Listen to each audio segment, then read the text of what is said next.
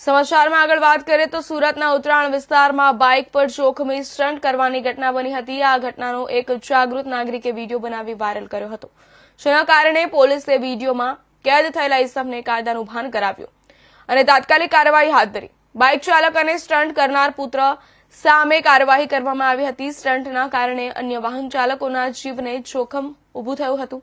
પછી જોખમી સ્ટન્ટ માટે પુત્રના પિતાએ માફી માંગી અને ઉત્તરાયણ પોલીસે વધુ તપાસ અને કાર્યવાહી ચાલુ રાખી છે।